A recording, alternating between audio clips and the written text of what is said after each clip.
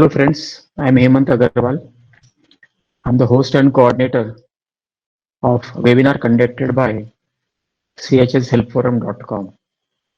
Website chshelpforum.com is specifically relating to various issues that can be experienced in cooperative housing societies and will benefit both the managing committee and the housing society members. It has very simple language articles, draft of various applications, our earlier webinar videos, हमने जो भी videos पहले किए हुए हैं वो सारे website में अपलोडेड हैं and more shall be added as and when time permits.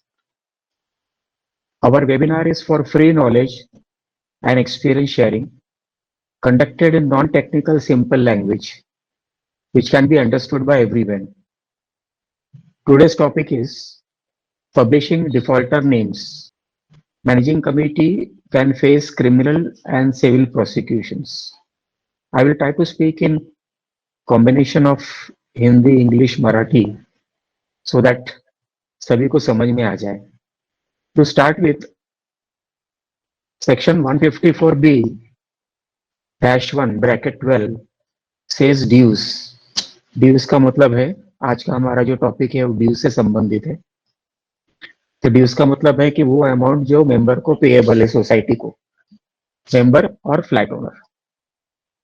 सो अगर वो फ्लैट मेंबर नहीं भी है लेकिन वो फ्लैट ओनर है तो भी वो ड्यूज पेएबल उसके बिहाफ में बनता है.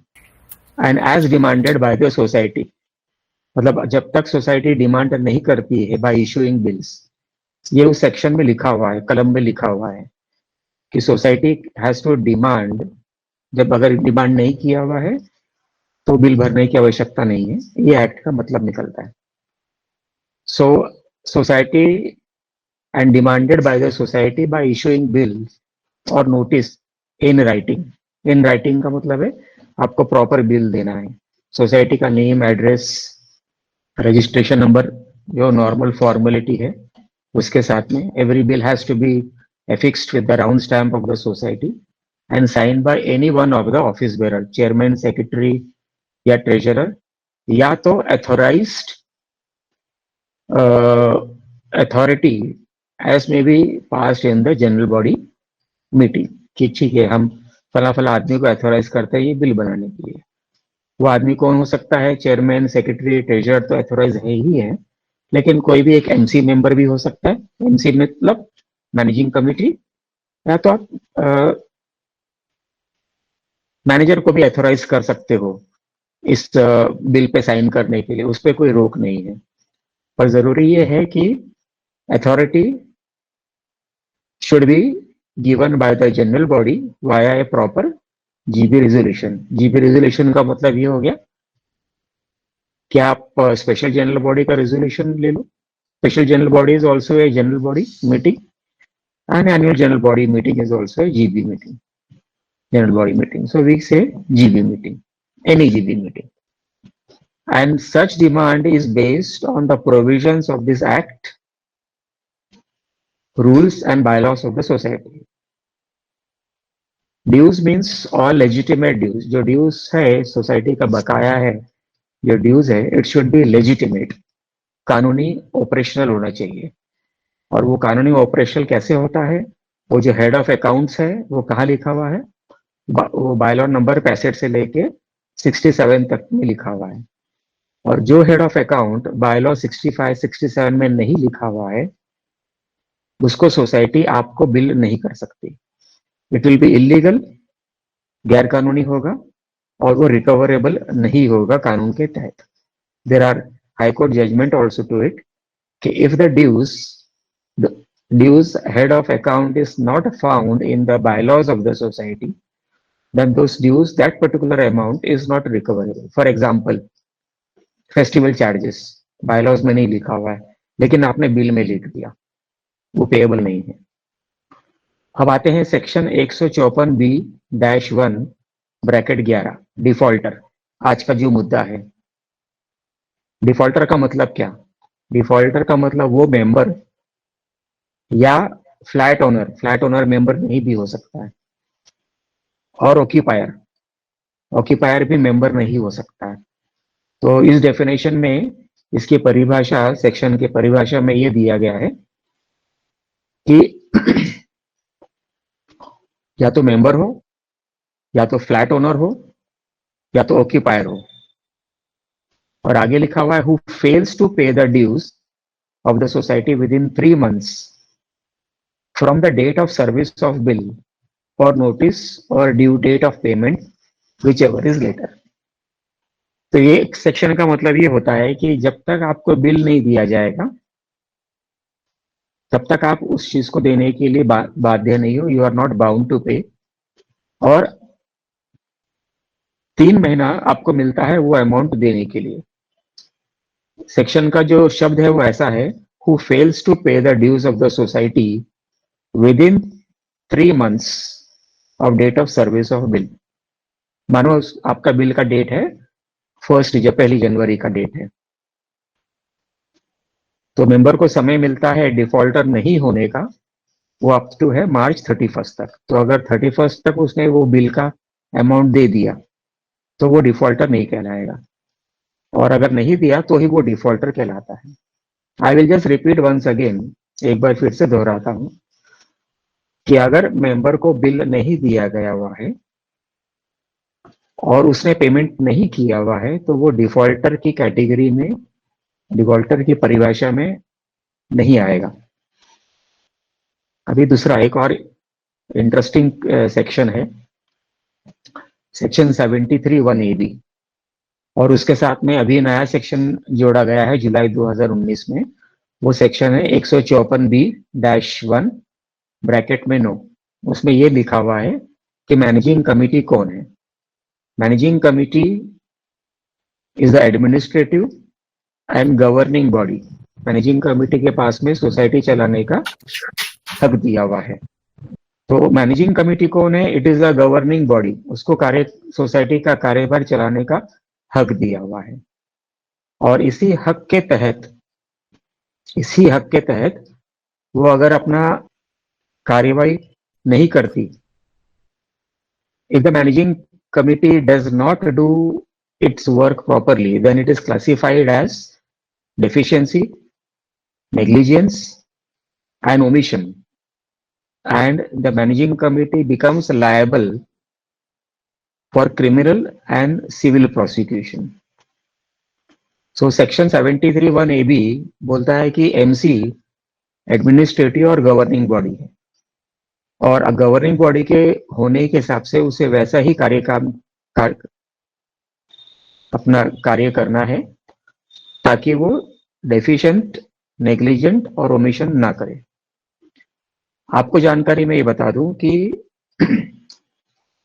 आज का जो मुद्दा है recovery proceeding, publishing of defaulters वगैरह वगैरह।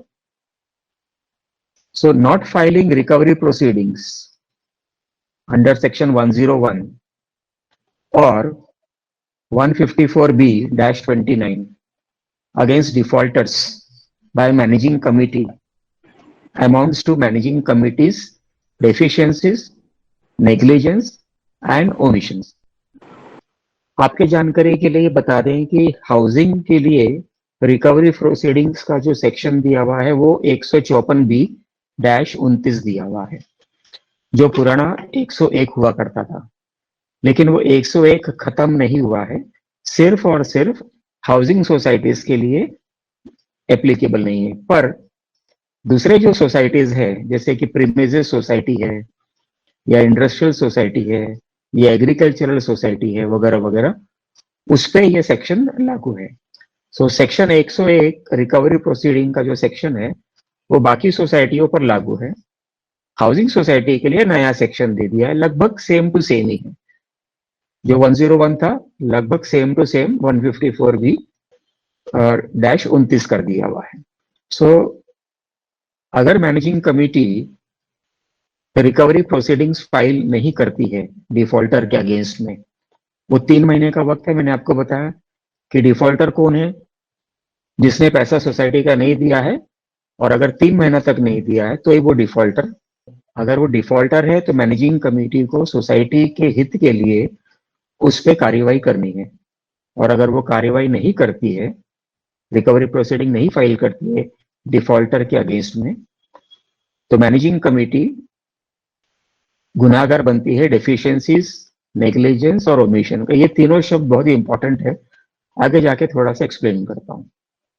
अगर अपने खुद की गलतियों के वजह से, जैसे मानो आपने 2-2 साल, 3-3 साल, 5-5 साल तक उस डिफॉल्टर के अगेंस्ट में कार्यवाही नहीं किया हुआ, जबकि आपको कार्यवाही करना था 3 महीने में, क्योंकि 3 महीने में डिफॉल्टर है, तो 3 महीने में कार्यवाही करना, तो उसको रिकवरी नोटिस देनी थी और जाके रिकवरी प्रोसीडिंग्स फाइल भी करना था। ये कानून बोलता है।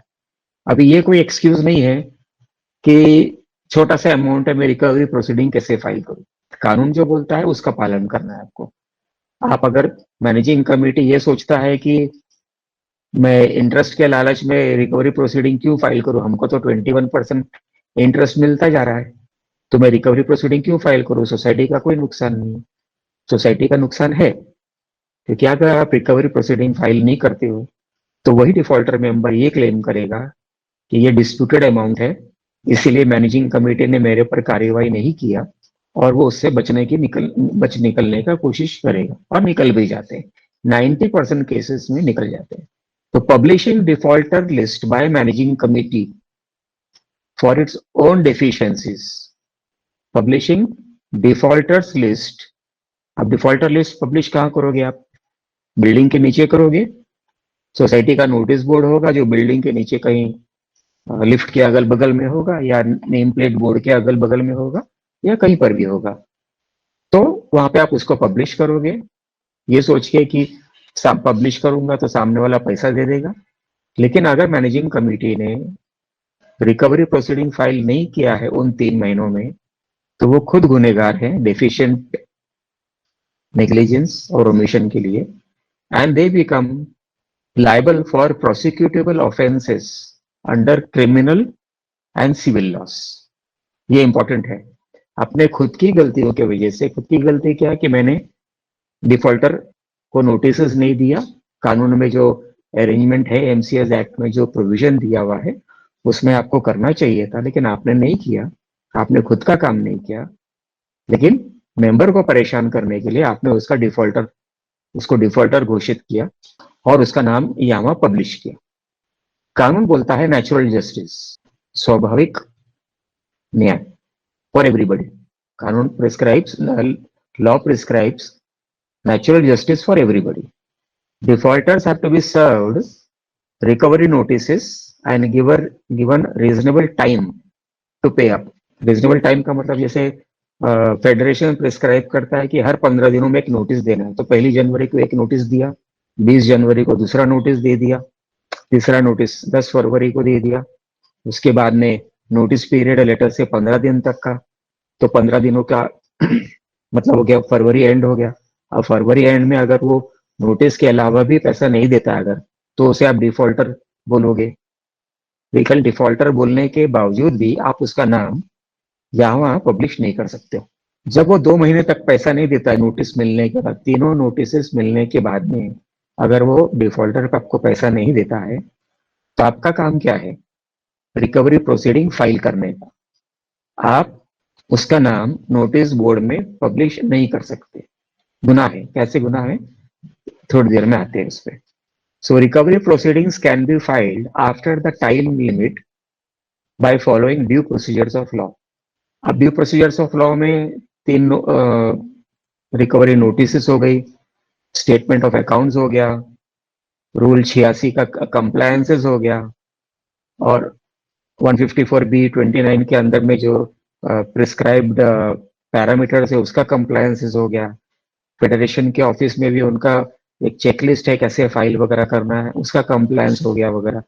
सोसाइटी या फेडरेशन के मेंबर है, सो जो फेडरेशन का चेकलिस्ट है उसके हिसाब से आप चल सकते हैं। मेंबर ने अगर डिस्प्यूट रेज किया हुआ है बिल के अगेंस्ट में,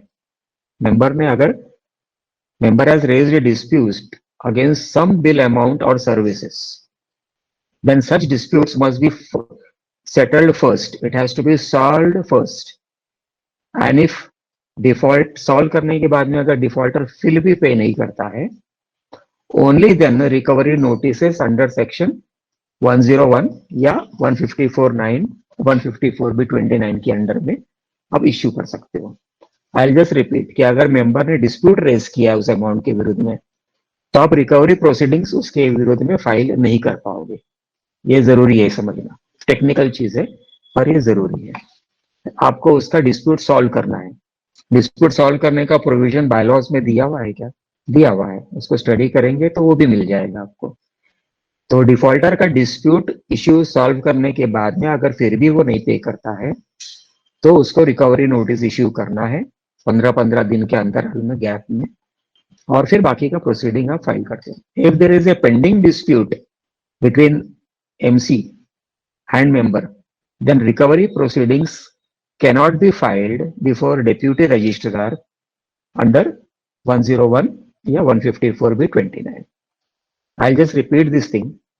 अगर रिकवरी अमाउंट का पर डिस्प्यूट है between managing committee and member, अगर डिस्प्यूट है, dispute, the important word is dispute. अगर डिस्प्यूट है between managing committee and member, तो आप रिकवरी प्रोसीडिंग्स 101 के अंडर में फाइल नहीं कर पाओगे, क्योंकि डिस्प्यूट प्रोसीडिंग जो फाइल होता है वो सेक्शन 91 में होता है, और वो डीआर के ऑफिस में नहीं होता है, डेप्यूटी रजिस्ट्रार के ऑफिस में नहीं होता है, वो कोऑपरेटिव कोर्ट में करना है। तो डिस्प्यूट प्रोसीडिंग्स, डिस्प्यूट अगर है तो डेप्यूटी रजिस्ट्रार के ऑफिस में फाइल नहीं होगा रिकवरी प्रोसीडिंग, वो फाइल होगा कोऑपरेटिव कोर्ट में।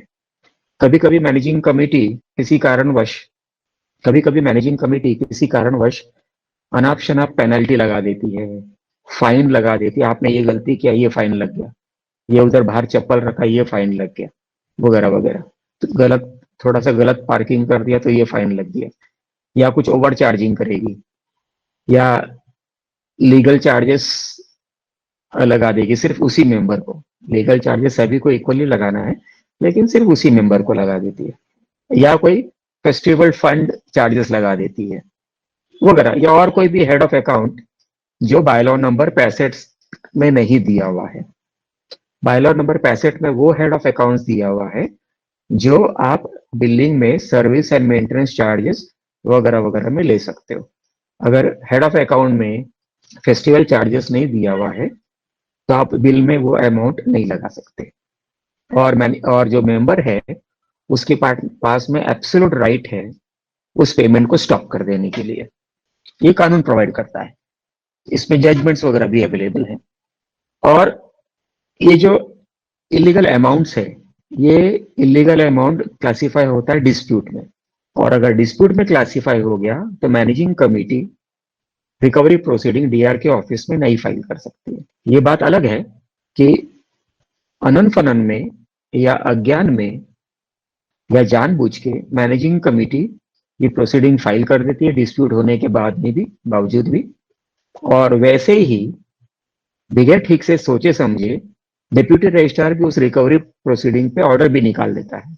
लेकिन ऐसे ऑर्डर कई बार हायर कोर्ट्स में चैलेंज हो चुके हैं, और पूरा का पूरा जो भी प्रोसीडिंग्स हुआ डिप्यूटी रजिस्ट्रार के ऑफिस में, मैनेजिंग कमेटी का जो खर्चा हुआ, वो पूरा का पूरा वेस्ट जाता है। तो ये समझना जरूरी है कि डिस्प्यूटेड रिकवरी अमाउंट के लिए डिप्यूटी रजिस्ट्रार के ऑफिस में आप फाइल नहीं कर पाओगे, उसके लिए फाइल करना है कोऑपरेटिव कोर्ट में। जब आप एजीएम करते हो तो आपको स्टेटमेंट ऑफ अकाउंट्स दिया जाता है, बैलेंस शीट है, इनकम एंड एक्सपेंडिचर है, उसी के साथ में आपको list of creditors and debtors भी दिया जाता है कि किस कौन डिफॉल्टर है उसका नाम दिया जाता है, और किन किन मेंबरों ने एक्स्ट्रा पे कर रखा हुआ है, किसकी आगे इसमें क्रेडिट पड़ा हुआ है, वो भी दिया जाता है।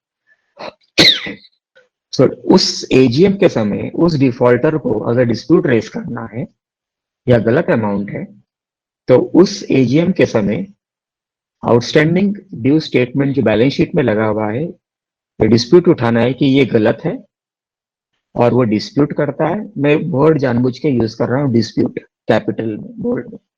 It is very very important, क्योंकि ये सारा जो वर्ड डिस्प्यूट है, रिकवरी प्रोसीडिंग है, ये सारा लिंक्ड है इस पब्लिकेशन के ऊपर से।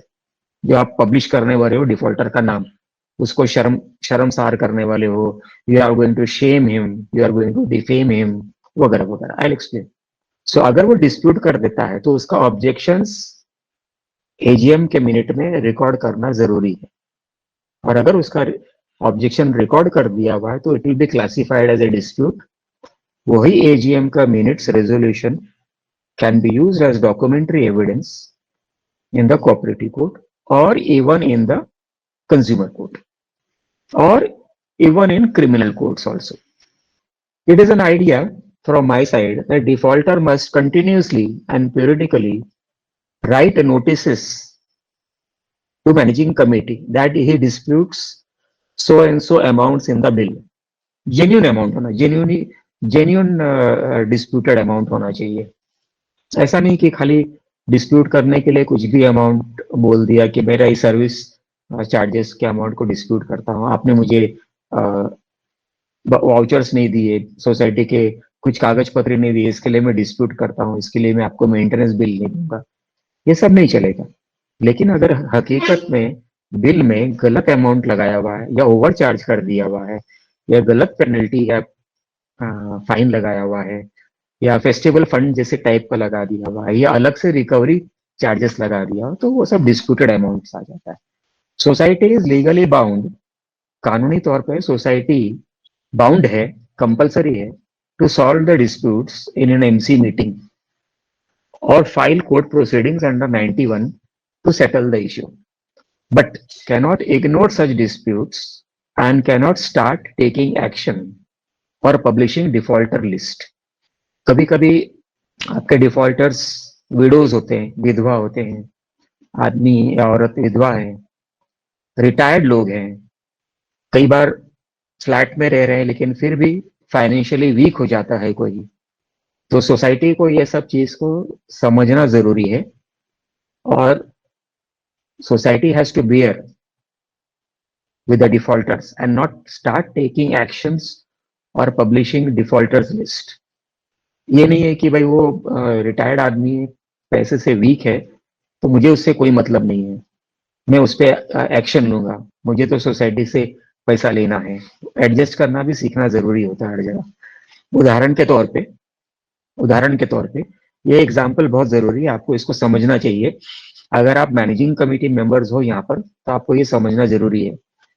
उदाहरण के तौर पे सेक्रेटरी की मदर का फ्लैट है, मदर का है या फादर का, सेक्रेटरी 101 में रह रहा है और उसके फादर जो है या मदर है या उसकी सिस्टर या ब्रदर या बेटा बगल वाले 102 नंबर फ्लैट में रह रहा है और किसी कारणवश मदर फादर या भाई बहन फाइनेंशियली वेरी वीक हो गए किसी कारणवश, और जो सेक्रेटरी है अनिल भाई वो बोलता है मुझे उससे कोई मतलब नहीं, तुम मेरे माता पिता भी हो सकते हो या कुछ भी हो सकते हो लेकिन मैं तो बहुत कड़क सेक्रेटरी हूँ और तुमने पिछले 10 बरस से पैसा दिया हुआ नहीं है। अब प्रश्न ये उठता है कि क्या सेक्रेटरी अपने मदर का नाम डिफॉल्टर घोषित करके सोसाइटी के नोटिस बोर्ड में उस अपने मदर का नाम पब्लिश करेगा या नहीं करेगा, अपने फादर का नाम पब्लिश करेगा या नहीं करेगा, अपने बहन का, अपने बच्चे का, अपने भाई का। ये प्रश्न उठता है कि खुद के मदर का फ्लैट बगल में है और उसकी मदर डिफॉल्टर हो गई किसी कारणवश, तो क्या वो पब्लिश करेगा या नहीं करेगा, कितनी इंसानियत बाकी है या कितना सेंटिमेंट बाकी है, ये एक सोचने वाली बात आती है। एक और उदाहरण देता हूं आपको समझने के लिए। ये सारे जो उदाहरण दे रहा हूँ वो मैनेजिंग कमेटी के लिए है। उदाहरण के तौर पर ऐसा सोचो कि सोनिया है, एक लड़की है सोनिया, उसका बॉयफ्रेंड है जो बगल वाले फ्लैट में रह रहा है और वो जल्द ही शादी भी करने वाले हैं। सोनिया कौन है? सोनिया सेक्रेटरी की बेटी है। सेक्रेटरी रहता है फ्लैट नंबर 101 में, उसका बॉयफ्रेंड रहता है या फियांसी जो है वो रहता है फ्लैट नंबर 102 में, और उसका बॉयफ्रेंड का जो फादर है वो 10 बरस से सोसाइटी का ड्यूज आउटस्टैंडिंग ड्यूज बाकी है, डिफॉल्टर है, सब कोई भी कारण से होगा। अब दोबारा ये प्रश्न उठता है कि सोनिया का पिता यानी सोसाइटी का सेक्रेटरी क्या उस बॉयफ्रेंड के फादर का नाम या मतलब अपने समधी का नाम डिफॉल्टर बोर्ड बोल के सोसाइटी के नोटिस बोर्ड में पब्लिश करेगा या नहीं करता है? वो इंसानियत दिखाता है या नहीं दिखाता है, ये एक प्रश्न आता है। एक और एक उदाहरण लेते हैं समझने के लिए। कि सेक्रेटरी की दूसरी बेटी है Deepika. She is in love with the neighbouring flat owner son. बगल में जो फ्लैट है उसके बेटे रवि से उसका प्यार चलता है। और जो बगल फ्लैट वाला है वो डिफॉल्टर है, 10-15 साल से पैसा नहीं दिया हुआ है। सेक्रेटरी भी सो रहा था आराम से, पूरे मैनेजिंग कमेटी के पिछले भी मैनेजिंग कमेटी अच्छी तरह से सो रहे थे, ये सोच के कि भाई हमको तो 21% इंटरेस्ट मिल जाएगा, हमको क्या करना है, हम नहीं करते। करना तो है उसको, क्योंकि सेक्शन 73(1)(ab) में लिखा है कि आपको अपना कार्यवाही कार्यकाल में अपना कार्य पूरा करना है, सब जो भी है प्रिस्क्राइब्ड है वो करना है, वो एक्ट में भी लिखा हुआ है और बायलॉज में भी लिखा हुआ है। तो इस केस में सेक्रेटरी की बेटी बगल वाले फ्लैट में रवि से प्रेम है, और वो रवि का पिता जो है वो डिफॉल्टर है, और दोनों फैमिली के कंसेंट से सेक्रेटरी की बेटी Deepika is going to marry Ravi, who is son of defaulter. अब एक तुर्रा ये आता है, क्राइटेरिया ये आता है, मजा ये आता है कि प्रश्न ऐसा उठता है कि सेक्रेटरी क्या अपने दामाद के फादर का नाम डिफॉल्टर में सोसाइटी नोटिस बोर्ड में घोषित करता है या नहीं करता है। ये जवाब मैं मुझे नहीं देना है, वो आप लोग खुद सोचिए, क्योंकि हम लोग आज इसीलिए यहाँ पर जमा हुए हैं, ये सोचने समझने के लिए कि डिफॉल्टर्स का नाम पब्लिश करना चाहिए या नहीं करना चाहिए। कानून जो है वो सबके लिए बराबर है, ये तो सभी जन समझते हैं, क्योंकि हमारा प्रजातंत्र है, डेमोक्रेसी है, तो कानून सबके लिए बराबर है, वो फैमिली मेंबर हो या फ्रेंड्स हो या कोई भी हो। और डिफॉल्टर है तो रिलेशनशिप कहाँ देखने का, व्हाट हैपेंस टू रिलेशनशिप, रिश्तेदारों का क्या होता है। Why can't managing committee consider and B compassionate with other defaulter को मेंबर्स। टिपिकली आप सोसाइटी में एक सुनते होगे, एक डायलॉग सुनते होगे कि नहीं हम लोग तो एक एक्सटेंडेड फैमिली मेंबर है। अब बगल का दामाद भी फैमिली मेंबर है, उसका समधी भी फैमिली मेंबर है, उसके बगल के फ्लैट में उसके माता पिता जो रह रहे हैं वो भी फैमिली मेंबर है, तो सब फैमिली मेंबर ही है। तो क्या उन लोगों का नाम सेक्रेटरी या मैनेजिंग कमेटी बोर्ड पे पब्लिश करती है? अगर करती है तो ठीक है, नहीं करती है तो बाकी डिफॉल्टरों का नाम बोर्ड में पब्लिश करने के बारे में कैसे सोच सकती है फिर, जिसको आप कहते हो कि भाई हम एक्सटेंडेड फैमिली मेंबर्स हैं। इतना एरोगेंसी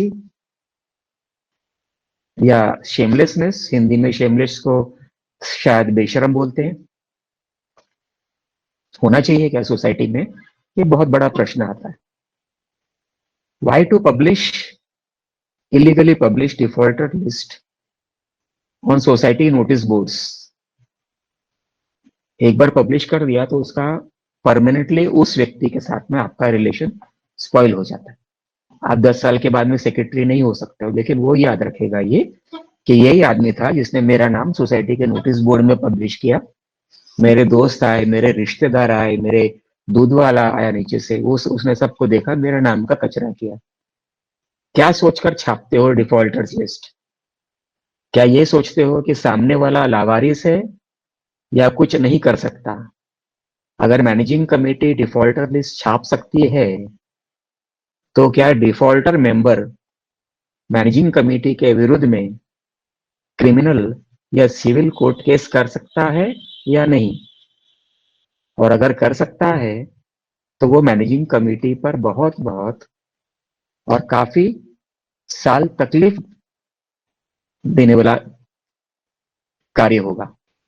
आपने सुना होगा बीच में हमारे मुंबई के कमिश्नर ऑफ पुलिस ने ये बोला कि उन्होंने ये प्रपोज किया है कि काफी रिफॉर्म्स लेके आने की जरूरत है, जो मैनेजिंग कमेटी के मिसचिफ और न्यूसेंस के कारण जनरल सोसाइटी मेंबर्स को सहना पड़ रहा है।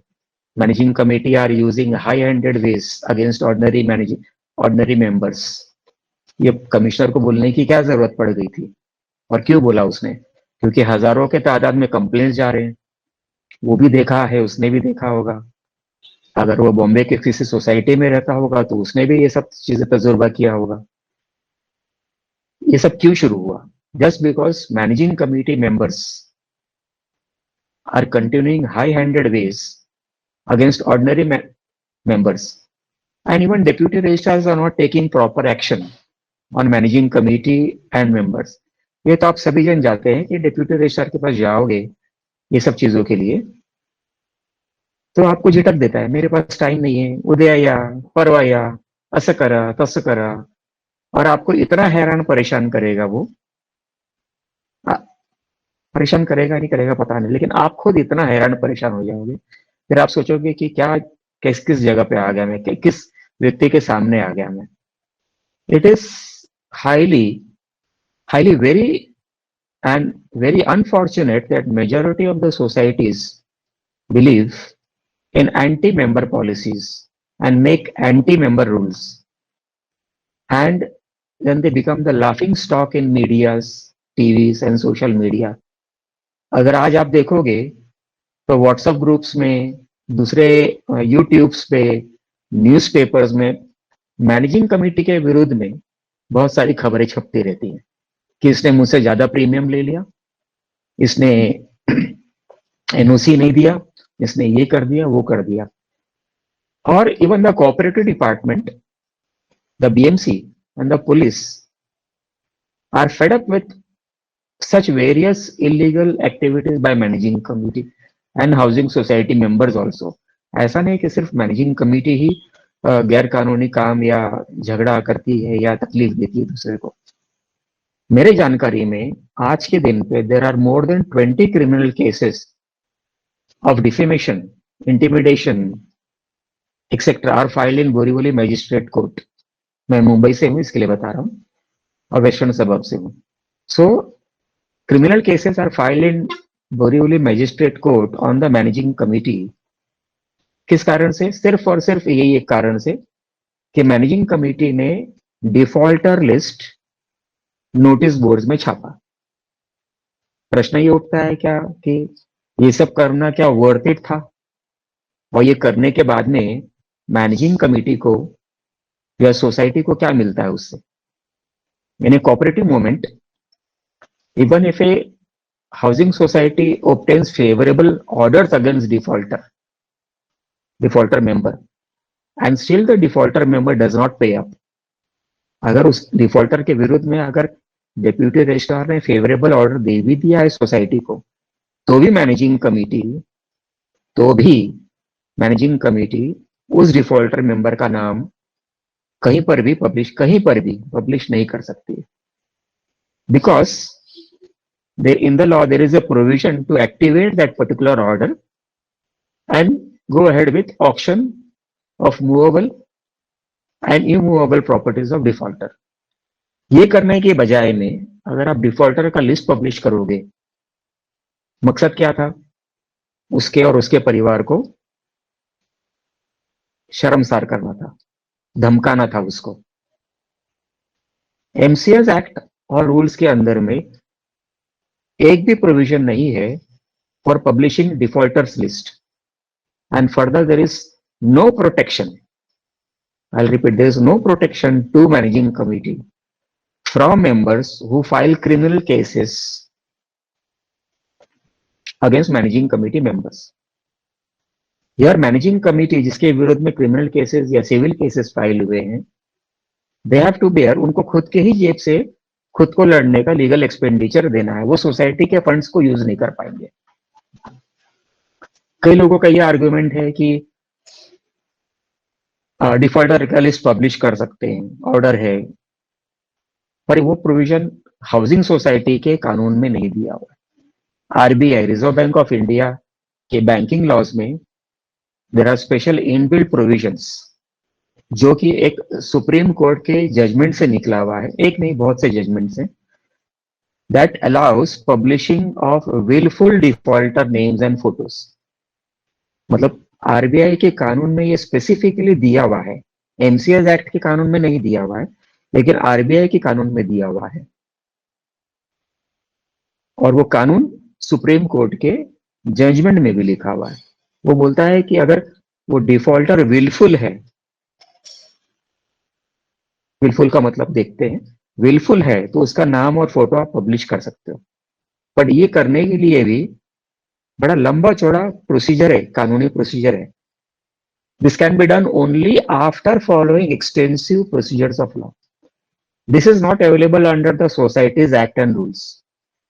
आरबीआई लॉ से विलफुल डिफॉल्टर का मतलब है जो जानबूझ के जानून बूझून पैसा सोसाइटी का नहीं दे रहा है, सॉरी डिफॉल्टर अमाउंट नहीं दे रहा है. सो विलफुल डिफॉल्टर का मतलब है defaulter who is deliberately with proper intention, with deliberate intention of not paying even though he is capable of paying. तो आरबीआई का कानून ये बोलता है कि विलफुल डिफॉल्टर कौन है, जो जानबूझ के नहीं दे रहा है, उसकी कैपेसिटी है फिर भी जानबूझ के नहीं दे रहा है, उसको विलफुल डिफॉल्टर बोलते हैं. और सिर्फ उस विलफुल डिफॉल्टर का ही नाम आप पब्लिश कर सकते हो, वो भी आरबीआई के स्पेशल कमिटी बनती है, उसके बाद में वो प्रोसीजर पास होता है. अगर वो विलफुल डिफॉल्टर नहीं है, वो थोड़ा सा उसने पैसे दे दिए, 100 रुपए बाकी थे, 20 रुपए दे दिया, तो वो विलफुल डिफॉल्टर नहीं है, क्योंकि उसका इंटेंशन है पैसा देने का, लेकिन थोड़ा थोड़ा देने का पैसा है, तो वो उस विलफुल डिफॉल्टर के शब्द से बाहर निकल जाता है. RBI law says willful defaulter means deliberate intention of not paying even though capable of paying. Capable of paying dues that are not under dispute. यहाँ पे एक छोटा सा त्रुटि है, एक कंडीशन है कि अगर वो डिफॉल्टर ये प्रूव कर देता है, अगर वो ये डिफॉल्टर ये प्रूव कर देता है कि ये अमाउंट डिस्प्यूटेड है, अगर वो ये प्रूव कर देता है, साबित कर देता है, डॉक्यूमेंटरीली साबित कर देता है वो डिफॉल्टर कि ये अमाउंट डिस्प्यूटेड है, then the defaulter cannot be classified as a willful defaulter, and such defaulter names cannot be published as per RBI laws. Society की मैनेजिंग कमेटी सैडिस्टिकली ये सोचती है कि हम भी ये कर सकते हैं, आरबीआई जो कर रहा है हम भी कर सकते हैं, लेकिन समहाउ एमसीएस एक्ट के अंदर में ये कानून जो आरबीआई के कानून में मौजूद है वो एमसीएस एक्ट में नहीं है. आप एक थोड़ा सा imagine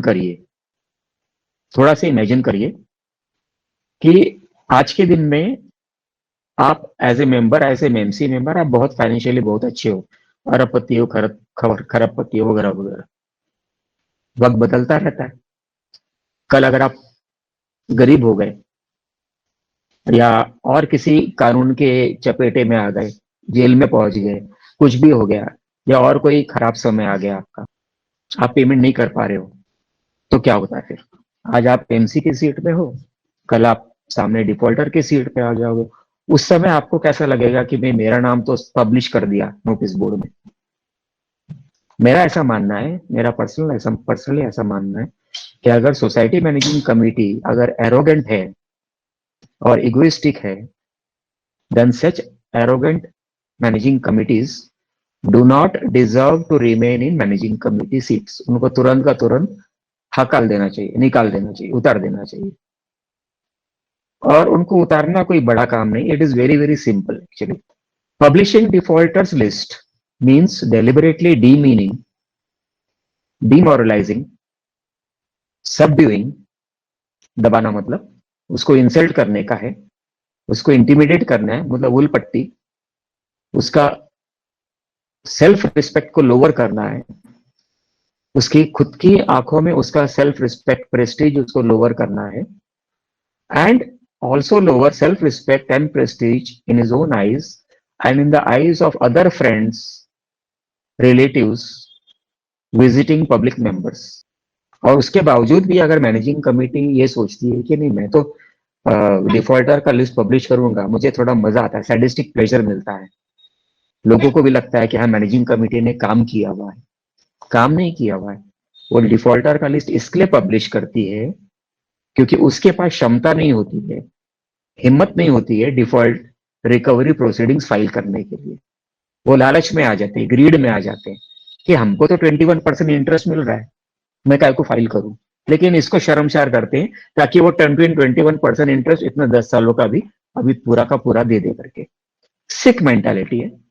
So managing committee may publish defaulter names and amount in any place inside the society premises, which include society notice board, provided basharte provided the managing committee is willing to be criminally prosecuted for offenses like intimidation, irreversible defamation, slander, breach of trust, harassment, nuisance. Extortion तक कर सकते हो. आपने जबरदस्ती कोई भी उल्टा सुल्टा charge लगा दिया तो that is extortion. And if the managing committee is lucky, थोड़ा एक सेटायर है, मजाक है. And if the managing committee is lucky and if the defaulter is from certain backward reserved category, जैसे हम जनरल कैटेगरी के, तो बाद में रिजर्व्ड कैटेगरी लोग भी आते हैं उसके अंदर. तो अगर ऐसा मेंबर डिफॉल्टर मेंबर है जो बैकवर्ड और या रिजर्व कैटेगरी का है, then managing committee also becomes liable for offenses under the atrocity act also.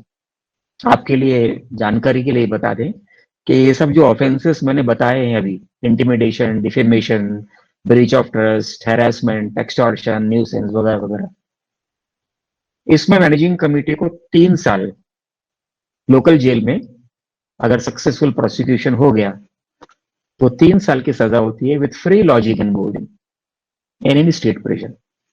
You may take it as a joke, but it has to be taken very seriously.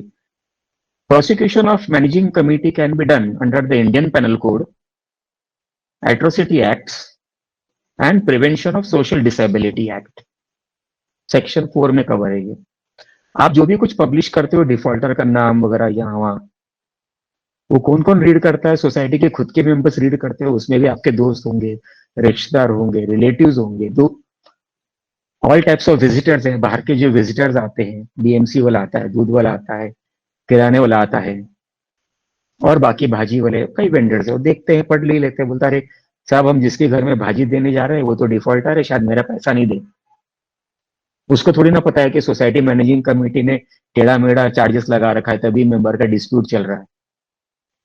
तो publication displaying are read by other members, relatives, friends, all types of visitors, vendors, causing direct slander, defamation, and harassment to managing committee members.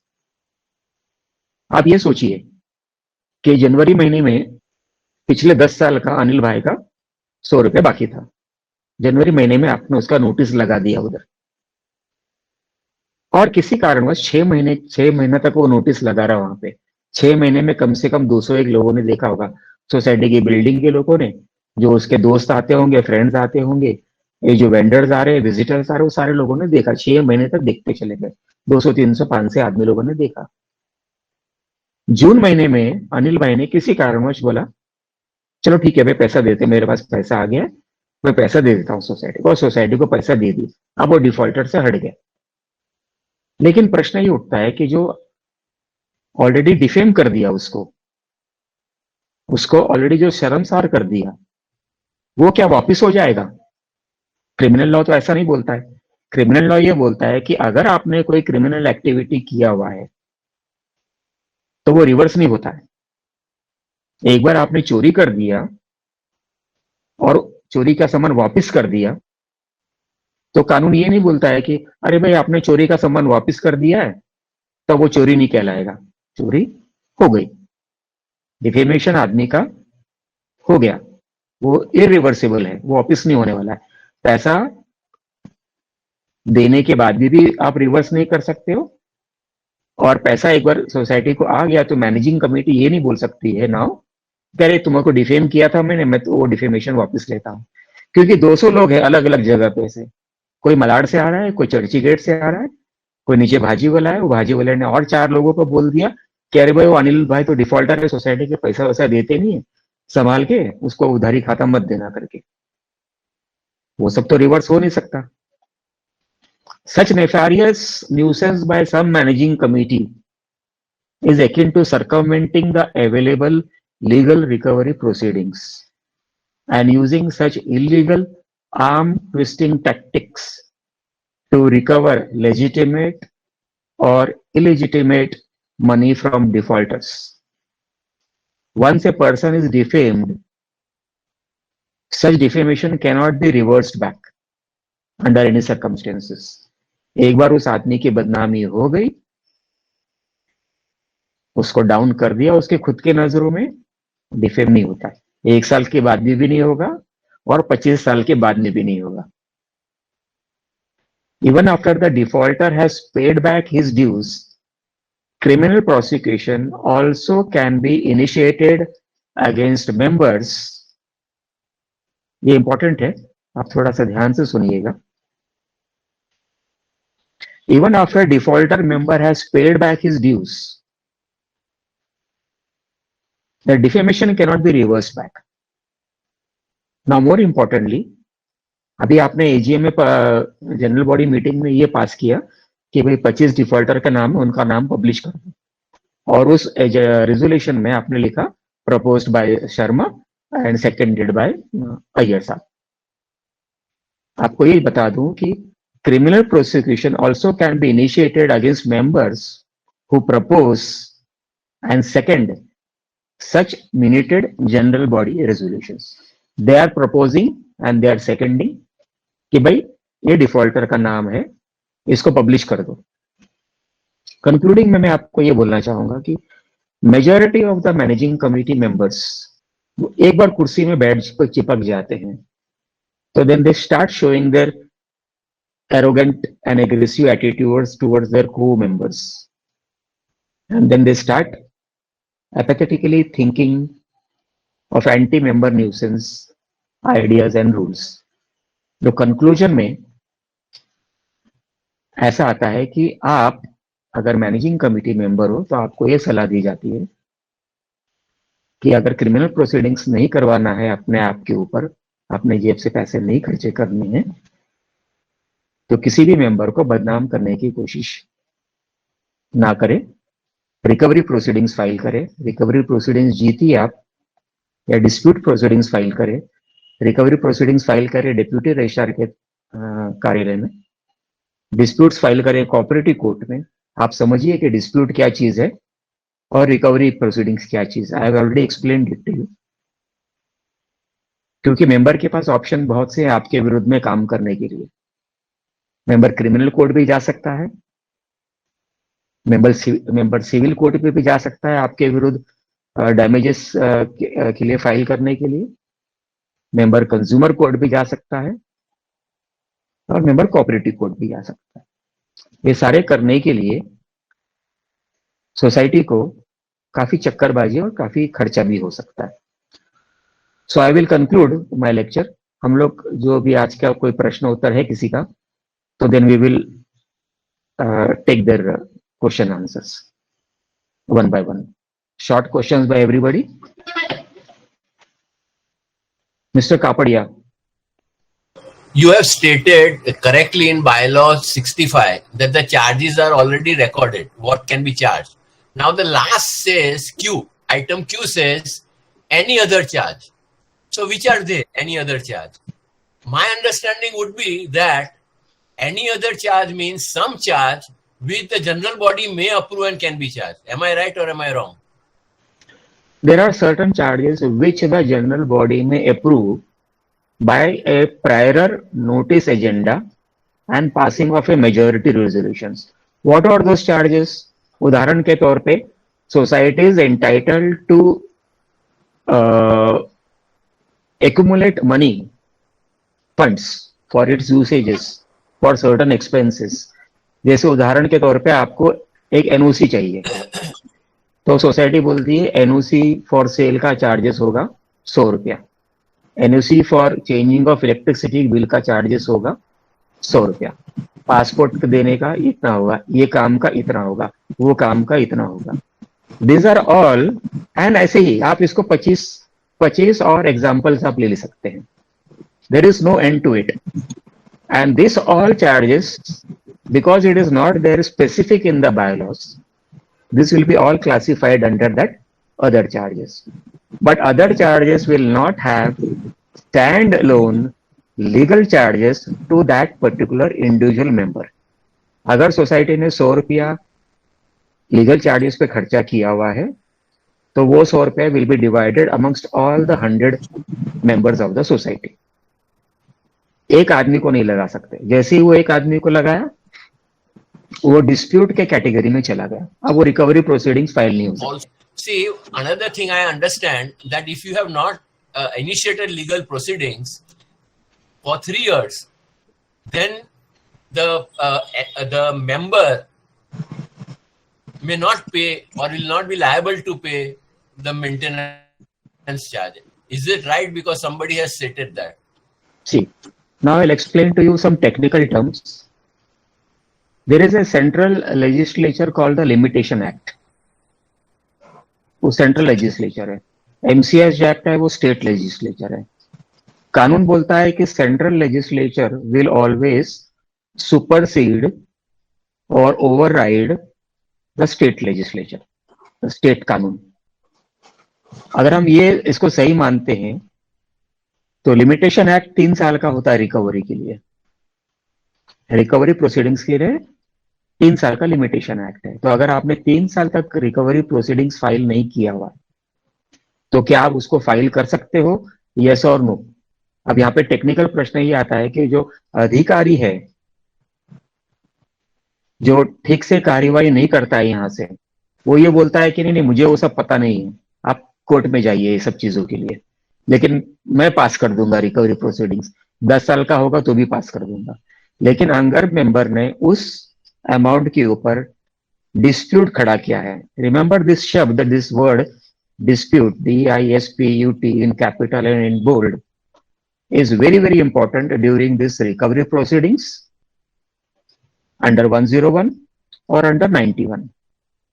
कुछ member ये कहेंगे कि 101 खत्म हो गया है, खत्म नहीं हुआ है, वो दूसरे सोसाइटीज के लिए एप्लीकेबल है। उसका रिप्लिका कॉपी कैट बनाया हुआ है 154B29 में, मामूली सा एक आध कॉपी कैट में चेंजेस है। जैसे बिल्ली है, सेम टू सेम नहीं दिखती लेकिन बिल्ली है, लेकिन अलग अलग पैटर्न है, वैसे ही यही सेक्शन का। तो technically speaking, if you go to a court then limitation act will be applicable. If you go to deputy registrar, he is not going to hear you, so you have to be prepared for that. Okay, thank you Mr. Kapadia for joining me. Okay, Mr. Anup Kumar. हाँ साहब, मेरा एक सवाल है कि क्या society किसी भी मेंबर का पर्सनल इंफॉर्मेशन पब्लिश कर सकता है? सर आज के मुद्दे Which is a violation of Article 21 of the Constitution. Sir हमारा वेबिनार आज का है पब्लिशिंग ऑफ डिफॉल्टर्स लिस्ट, वो करना या नहीं करना वो मुद्दा है। आपका प्रश्न आज के मुद्दे के ऊपर नहीं है। और वैसे भी खैर यहाँ पे आपने पूछ भी लिया है तो ये भी बता दें कि सोसाइटी का हर डॉक्यूमेंट कोई भी मेंबर मांग सकता है, लेकिन पर्सनल इन्फो छोड़ के हर डॉक्यूमेंट मांग सकता है। अगर अनूप कुमार साहब का एग्रीमेंट सोसाइटी के ऑफिस में दर्ज है तो अनिल शर्मा वो डॉक्यूमेंट नहीं मांग पाएगा और रजिस्ट्रार भी वो डॉक्यूमेंट देने का ऑर्डर नहीं दे पाएगा। नहीं साहब, आप चाहो तो मैं थोड़ा और बता सकता हूँ मैटर। ये इन्होंने पब्लिश किया कोऑपरेटिव कोर्ट थाना में, तो मैंने ऑब्जेक्शन रेज किया है। मैंने एक्चुअली केस डाला है कोऑपरेटिव कोर्ट थाना में, तो रिटर्न स्टेटमेंट में उन्होंने फाइल किया है। मजे की बात, अब मैंने उधर डिस्प्यूट करी है ये बोल के कि third party privacy information can not be parted to anybody. Third party privacy information can not be parted to anybody. आप क्लियरली ले लीजिए वहां पे। Mister Anoop Kumar. Okay, mister Hirens. हाँ जी, यस। अगर मैनेजिंग कमेटी ने किसी मेंबर का नाम डिफॉल्टर लिस्ट में डाला है ऑन नोटिस बोर्ड, तो उसके बाद मेंबर को क्या स्टेप लेने चाहिए? मेंबर अगर डायनेमिक है, जेब में पैसा है, शारीरिक व मानसिक ताकत है, तो मेरा सुझाव होगा पहले तो रिक्वेस्ट करो सोसाइटी को कि नोटिस बोर्ड से निकालो, पुलिस स्टेशन में एक FIR दर्ज करो। पुलिस कार्रवाई करता है तो ठीक है, नहीं तो प्राइवेट कंप्लेंट फाइल करो लोकल मजिस्ट्रेट कोर्ट में। डिफेमेशन जैसे मैंने अभी 4-5 गुना बताया, उसमें आप फाइल कर सकते हो, कोई बंदिश नहीं। डॉक्यूमेंट्स होने चाहिए आपके पास में, जो नोटिस लगी है उसकी प्रति फोटो निकाल लो, 2-4 विटनेस खड़ा करके बोल दो कि भाई हाँ मेरे सामने इसने फोटो निकाला हुआ है, मैंने भी ये नोटिस देखी हुई है, वो माली को ले लो साथ में, वो पान वाले को ले लो, जिस किसी भी को ले लो, एविडेंस चाहिए क्रिमिनल कोर्ट में, सिविल कोर्ट में। अच्छा, एडवोकेट थ्रू कुछ नोटिस वगैरह भिजवा सकते हैं? ये जरूरी नहीं है कि नोटिस हमेशा एडवोकेट के थ्रू ही जाना चाहिए। अगर आपको ड्राफ्टिंग करना आता है, कहीं से आपको प्रॉपर ड्राफ्ट मिल जाता है, तो आप खुद भी नोटिस भेज सकते हो अपने खुद के सिग्नेचर के अंडर में। और अगर नहीं आता है तो आप कोई भी लोकल एडवोकेट का सर्विस ले सकते हैं, कोई प्रॉब्लम नहीं है उसमें। राइट, क्योंकि जितनी बार रजिस्टर के पास जाते हैं ना हम, तो वही बोलते हैं, उतना ही बताए कि हमारे ज्यूरिडिक्शन में ये डिस्प्यूट नहीं आ रहा है, so you should approach to the cooperative court. Yes, sir. I told you, you have got 4 options. You have got 4 options of approaching the criminal court. You can all do this thing simultaneously. ऐसा नहीं कि खाली एक ही court में करना है. You can file it in the criminal court. You can also file it in the civil court. You can also file it in the consumer court. You can also file it in the cooperative court. And कभी can भी we objection approach to निकलेगा, जब कभी भी objection निकलेगा कोई court को, declaration देना पड़ेगा, तो कोर्ट का परमिशन से दूसरे कोर्ट से केस विड्रॉ कर लो। कोई फेडरेशन वगैरह का हेल्प मिल सकता है इस बारे में? आप कोई भी अधिकारी का हेल्प अपने ऊपर मानहानि के लिए नहीं ले पाओगे, न उनको कोई चिंता करने की आवश्यकता है। मानहानि वो सब भूल जाइए। Second reason is we cannot contest for the election also if they declare us a That has defaulter. got no connection with a defaulter.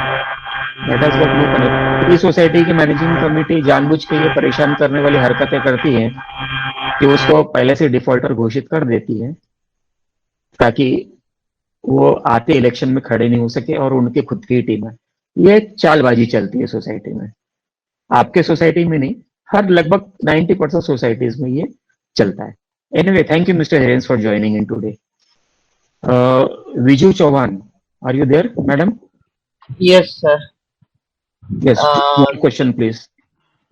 हमारे सोसाइटी में मोर देन 24 इयर्स एक डिफॉल्टर है, नाम उसका डिफॉल्टर लिस्ट में लगता है। Recently deputy registrar से ऑर्डर भी आया कि committee should issue him a legal notice, but the committee changed now. So who will issue the legal notice and who will bear the charges approaching to any cooperative court case or something like that? Because ultimately the person who is complaining has to take a lead of complaining and pay the charges. Is it so? Any कार्यवाही action done against any member by the society, any charges for the same will be borne only and only by the society and not by anybody else. But committee changed and now I am also out of the committee. When I was in the committee also, they were all against me because I was talking legal things. So I had paid for quite a lot of things. You know, in deputy registrar there was no justice as such. So deputy registrar is diverting the matter to cooperative courts. Now who will take the lead and who will bail the cat? That is the situation. Let the next managing committee come in, madam. Let the next managing committee come in and do it, because all our friends over here, or all your friends anywhere else, or any other society, or any other adhikari cannot do anything for you. Your society matter, only your society managing committee can do. If there is no managing committee, wait till a managing committee comes in and then do your कार्यवाही. If you say there was a defaulter for 24 years, it is the fault of the managing committee. It is not the fault of the defaulter. How to pursue the matter then? Let the managing committee come in. Let the managing committee come in. It is not necessary that you will remain in the managing committee permanently. Managing committee बदली होती रहती है madam. हाँ बराबर है, लेकिन किसके पास जाके कंप्लेन करना चाहिए कि new managing committee will take action, legal action as directed by deputy. Managing committee खुद ही को लीगल एक्शन करना है। आपके लिए और कोई Should we कार्रवाई नहीं complain करेगा. the new managing committee to take the action, legal action? That the managing committee has to take legal action on its own. They are the governing body. उनको थर्ड पार्टी आके नहीं बोलेगा कि आप ये कार्रवाई करो, आप वो करो, वो करो. वो लोगों के प्रतिनिधि है, सोसाइटी के प्रतिनिधि है वो. तो मैनेजिंग कमेटी कुछ करना ही नहीं चाहती है. वो सोसाइटी बंद कर दीजिए, डिसॉल्व कर दीजिए सोसाइटी मैडम. सबसे बेस्ट तरीका है. Very very simple. If your society can not run properly, deregister the society. That's How it. that is, you have to complain to deputy registrar again. Do whatever you want to. Take the help of a local advocate.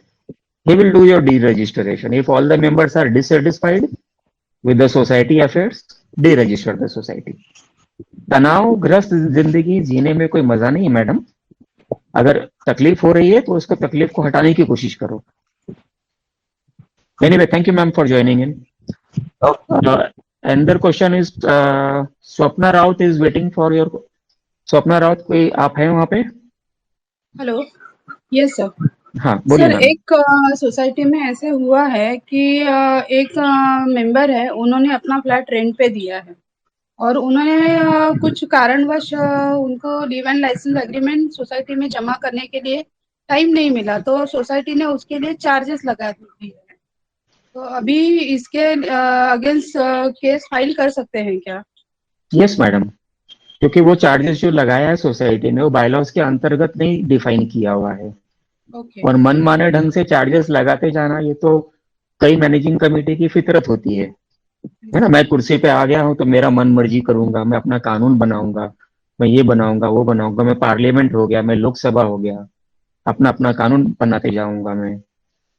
ऐसा चलता नहीं है madam देश में. ना society में चलता है. तो इसका डेप्यूटी रजिस्ट्रार को राइट्स, वो डेप्यूटी रजिस्ट्रार में फाइल करें या कोऑपरेटिव कोर्ट में फाइल करें सर? सबसे बेस्ट है कोऑपरेटिव कोर्ट में.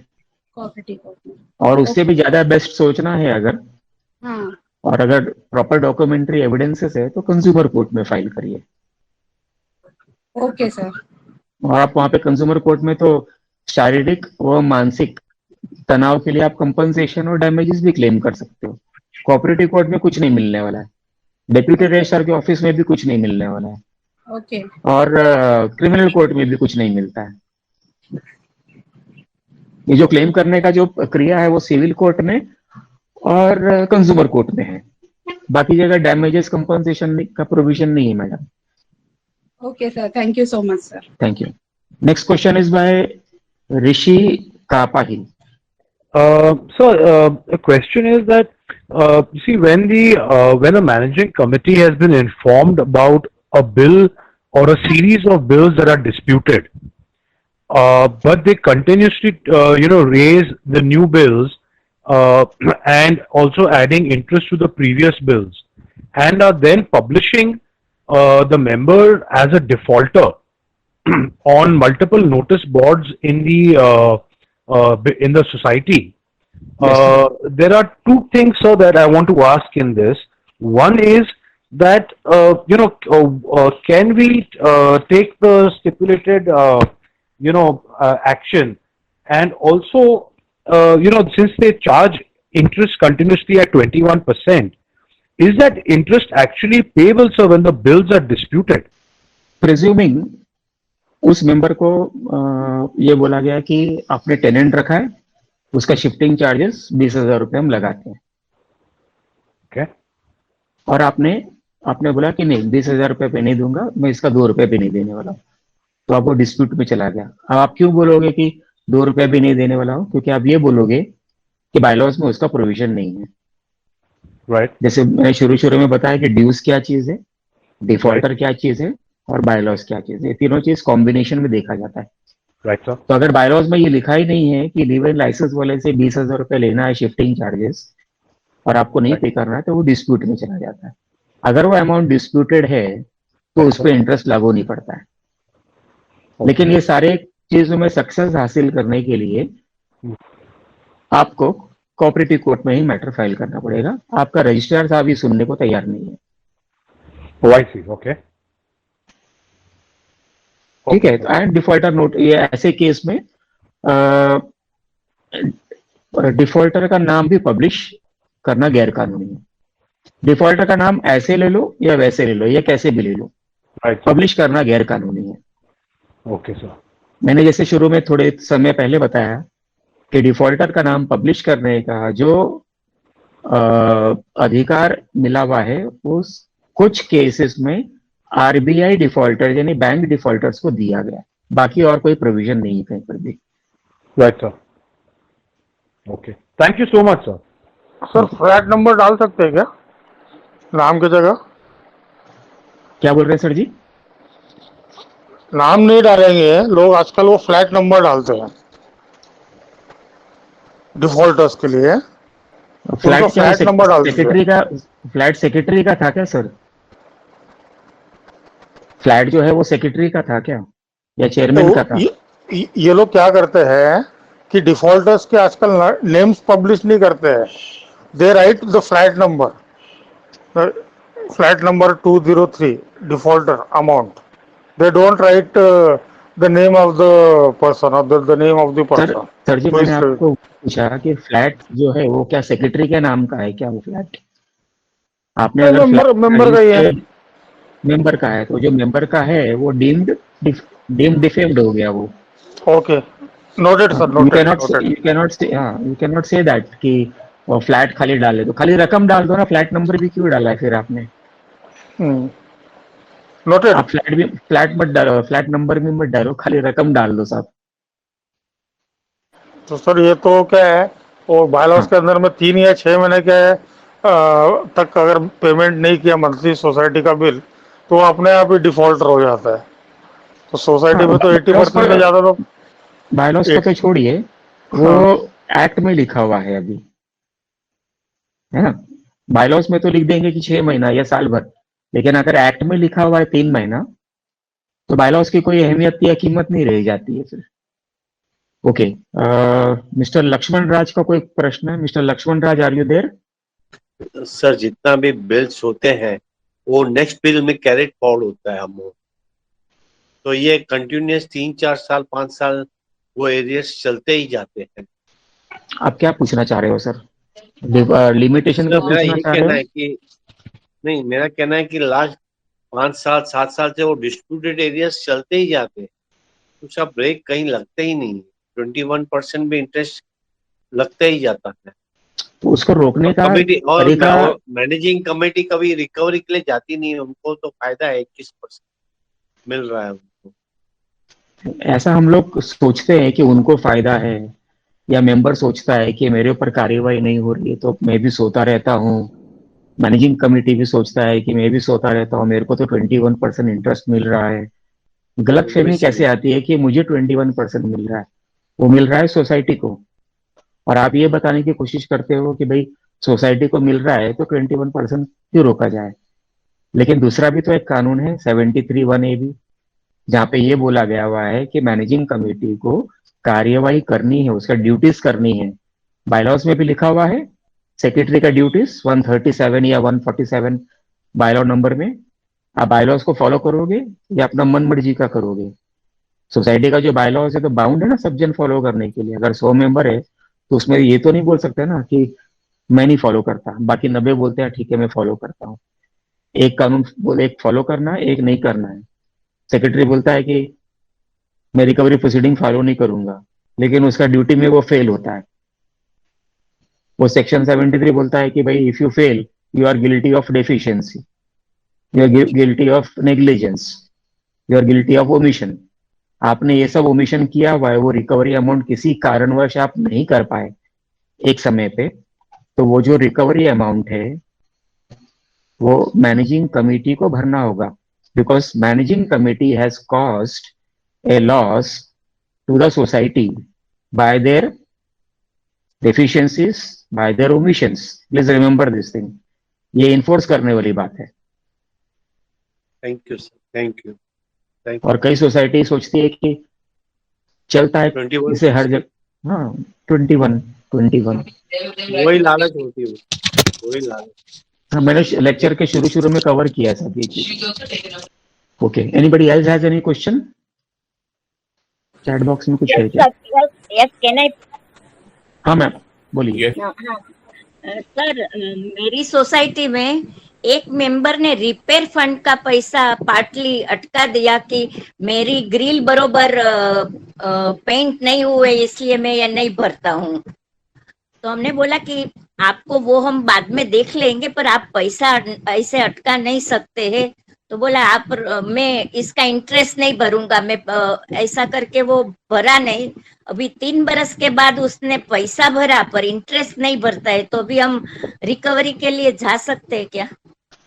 अगर उसने डिस्प्यूट क्रिएट नहीं किया हुआ, जैसे आपने बोला कि मेरा ग्रिल ठीक से लगाया नहीं है, हाँ, और इसके लिए मैं पैसा नहीं भरूंगा, और बाद में मैनेजिंग कमेटी बोलती है कि अच्छा ठीक है भाई, गलती हो गई, मैं आपका ग्रिल लगा देता हूँ, तो ये डिस्प्यूट था, उसका जेन्युइन प्रॉब्लम था, है ना। मतलब हकीकत में सच्चाई थी उसकी कंप्लेंट में, तो वही डिस्प्यूट में चला जाता है, डिस्प्यूट कैटेगरी। और चूंकि सोसाइटी मान लेती है और उसका काम रेक्टिफाई कर देती है, तो उस पीरियड का इंटरेस्ट सोसाइटी चार्ज नहीं कर पाएगी। तो उसके ऊपर इंटरेस्ट नहीं चार्ज कर पाती? नहीं कर पाएगी चार्ज।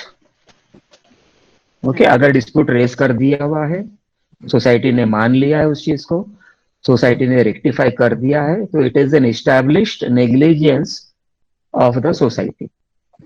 तो फिर अभी कैसे रेक्टिफाई करना है उसका? तो वाइप ऑफ करना है वो इंटरेस्ट? राइट ऑफ करने का पहले क्या करना चाहिए, मैनेजिंग कमेटी में रेजोल्यूशन पास करो कि managing committee proposes to write off this interest because of so and so reasons.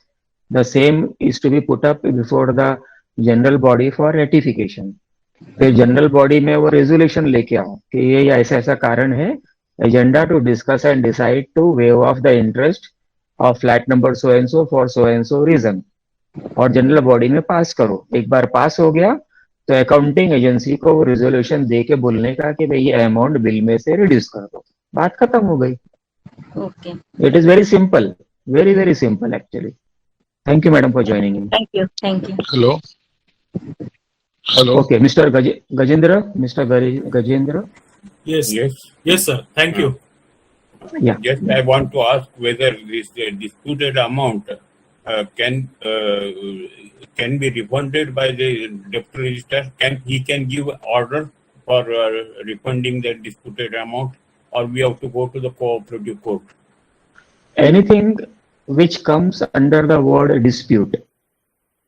Let me rephrase it. Anything which comes under the established or classified word of dispute. अगर आपने justify कर दिया कि ये dispute है और ये accepted हो गया हुआ है, अगर ये डिस्प्यूट एक्सेप्टेड है, ये अधिकारी ने भी बोल दिया कि नहीं ये अमाउंट डिस्प्यूटेड है, मेरे अधिकार में नहीं आता, मैं तो खाली सिंपल मनी क्लेम्स का रिकवरी सर्टिफिकेट पास कर सकता हूँ, कॉम्प्लिकेटेड का पास करने के उसके पास अधिकार नहीं है। ये बॉम्बे हाई कोर्ट ने भी कई बार जजमेंट्स में लिखा हुआ है। तो अगर डिस्प्यूटेड वर्ड है तो कोऑपरेटिव कोर्ट जाना है। कोऑपरेटिव कोर्ट बोलेगा डिस्प्यूटेड है, डू यू एग्री, यस और no. The society says yes we agree, तो वो अमाउंट कम कर देना। If the society says we do not agree, then they have to give justification, कारण बताओ कि क्यों नहीं एग्री कर रहे, और फिर कोऑपरेटिव कोर्ट का जज जो है वो फैसला देगा कि इसको कम करना है या ज्यादा करना है। पर dispute is equal to cooperative court, dispute is not equal to deputy registrar. A dispute also can be filed in the consumer court also. Okay, sir. Thank you. Thank you. Hello Mr. Ravi Shetty. या हमारे यहाँ पे हमारे society में जैसे defaulter को yearly एक बार जो ऑडिट रिपोर्ट आते हैं उसके अंदर सब नाम डाल देते हैं कि इनका पैसा बाकी है करके, वैसे डाल सकते हैं? Yes, because that is stamped by the auditor, I believe. But that is not to be published. नहीं, वो सबको देते हैं ना, आईटी पर्पस को देते हैं ना, जैसे That is पूरे called सब मेंबर्स को statement of, that is called statement of accounts. That is not a publication. Defamation नहीं है उसके अंदर। अच्छा, चल जाता है। आप किसी को डिफेम नहीं कर सकते हो ना। कल आज आप है ना बोल्ड होके खाली सोसाइटी के नोटिस बोर्ड में डाल रहे हो, कल वो सोसाइटी के मैनेजिंग कमेटी एक दो पैग लगा के सोसाइटी के गेट के बाहर भी छाप देगी। देखा है, मैंने खुद देखा है वो चीज। ओके ओके, मैंने खुद देखा है ये चीज। हम्म, तो इसको क्या नहीं, करना मेरा चाहिए? वो क्या सोच के सोसाइटी के हम्म, गेट के बाहर जो खंबा है उधर छाप रही है? अच्छा, क्या मकसद था सर उसका? उसको उसको डिफेम करना था। बदनाम करना था उसको, राइट। उसको हैरान परेशान करना था, और वो ब्लैकमेल में भी चला जाता है सर। Yeah okay, anyway, thank you mister Ravi for joining in. Yeah mister परीक्षा। Sir, this is a matter maybe about 20 years back. There was a major repairs in our own society wherein we had paid and normally लेकिन एक check जो है sir हमारा bounce हुआ from the bank. अच्छा वो settle हो चुका। After 2 years one of the managing committee member had some difference of opinion, उसको हमारे से पंगा था, तो उसने हमारा चेक उठा के नोटिस बोर्ड पे डिस्प्ले कर दिया। उसके बाद में पूरा रिकंसिलेशन हुआ आफ्टर 2 years, सर 2 साल के बाद की बात कर रहा हूँ। वो मतलब ये मैटर को सॉर्ट आउट हो गया, उसके बाद में वो मैनेजिंग कमेटी को हमारे साथ डिस्प्यूट था, तो वो एक बंदे ने उठा के हमारा चेक नोटिस बोर्ड पे डिस्प्ले कर दिया। फिर पूरा एक कमेटी को बैठा के रिकंसिलेशन किया। उसके बाद में मालूम गिरा कि हमारा तो 5,000 हमको जो देना था उससे ज्यादा हमको लेना था सोसाइटी का, वो उसको भी 3 साल हो गया। सर ये अभी ये कैसे, this is a matter of again disrespecting और humiliating us in the way. अब भी ऐसा हुआ है कि जो बंदा ने जो ये डिस्प्ले किया था चेक, उसका अभी खुद का ही चेक वो डिस्प्ले रिबाउंस हुआ है, क्योंकि हमारे बैलेंस शीट के अंदर में चेक रिटर्न्स का स्टेटमेंट है और उसमें फिर मैंने डिटेल्स मांगा तो उसका नाम आया है। Now sir tell me sir, how what can be done in this case? If the check display date is 3 years prior to the display, then you will not be able to go to the consumer court. So वो consumer का निकल गया। Okay, So you may try to go to the cooperative court. And criminal offense, criminal activity का कोई limitation नहीं होता है। Right. तो जिस दिन आपने एनसी कर दिया, कोशिश जी। करने का फर्स्ट एनसी करो, पुलिस कार्रवाई करती है तो आपका कोर्ट में आना जाना का जो एक्सपेंडिचर है या वक्त है वो भी बच जाता है। और अगर जी। पुलिस ने कार्रवाई नहीं किया तो फिर आप बाद में प्राइवेट क्रिमिनल केस आप फाइल कर सकते हो। वो आप 1 साल जी। के बाद भी करो या 10 साल के बाद या। भी करो। डॉक्यूमेंट्री एविडेंस होना चाहिए और 2-4 विटनेसेस भी जरूरी है। जी। इसके अलावा विटनेस में आपके तो पास सर और मेरा कोई भाई ऑप्शन है, नहीं। मेरा यंगर ब्रदर है, he will be the witness. And जिसने वो रिकंसिलेशन किया है वो अभी मूव फॉर वो he has now said that I don't recollect the issue, ऐसा करके जानबूझ के उसने किया है। But I have very limited source of evidence in this regard. Sir जी ऐसा है कि कोई भी कोर्ट में जाओगे, कोर्ट की बात कर रहा हूँ, अधिकारी के पास नहीं बात कर रहा हूँ, कोई भी कोर्ट जी में जी जी। जाओगे तो कोर्ट सिर्फ और सिर्फ डॉक्यूमेंट्री एविडेंस एविडेंस के तो बेसिस पे ही आगे बढ़ेगा वो, जी जी जी। है ना। और एविडेंस कोई कोई कोर्ट में एविडेंस विटनेस भी लगता है, जैसे क्रिमिनल कोर्ट में तो विटनेस भी लगेगा। अगर आप ये नहीं प्रोवाइड कर पाओगे तो हवा में जजमेंट तो कोर्ट नहीं दे पाएगी, नहीं क्योंकि नहीं सामने वाला भी अपील पे जाएगा, सर, बोलेगा कि I'll try to get some information from my own old files which are there in the society's record. That will be in my favor, wherein they have paid me 5,000 rupees extra. वो सब evidences मैं निकालने की कोशिश करूँगा. That's the only thing that I can take it. That's it. I think. yeah, you can try, sir. Okay. Yeah, that's right. Thank you so much. Appreciate it. Sir, I have a question. Yes Hello. Madam, yes madam. हाँ sir, मेरा dispute जो है 21 years से चल रहा, they have put the maintenance bill under dispute. Now 8-9 years back I went to registrar and then cooperative court 91 proceeding and all. Now the society went against me in 101 proceeding. Now that has come in my favor some 3 years back, but because of corona nothing happened, like they didn't give me share certificate, nothing happened in between and all like. Okay, now they have moved under this 101 procedure, they've gone under revision proceeding. And they've continued applying interest of 80,000 per year to me. So how to stop it? One NC is also registered against them because some 22 people came down against me unnecessary. One day I wanted to entering the building, you give us the maintenance. So I lodged a complaint against them. So that NC also got registered. Now the secretary, she's the same like for so many years, alternate they keep coming because it's like the society is becoming is power, so it's like a lot of business happens.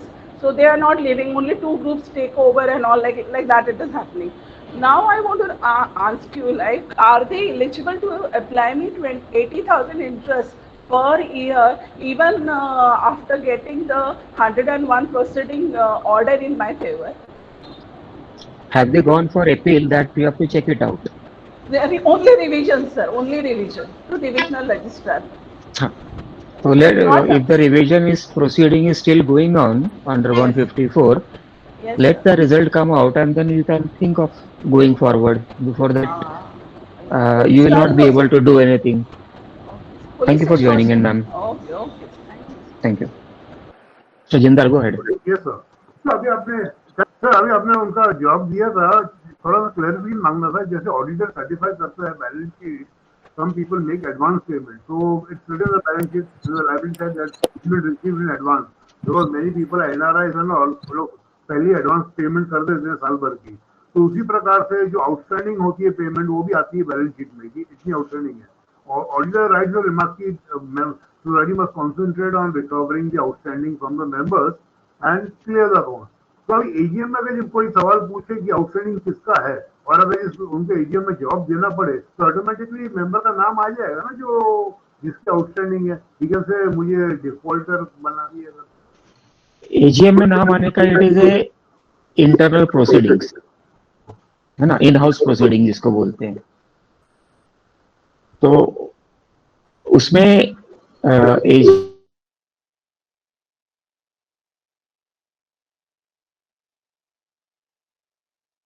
Attend कर पाएगा.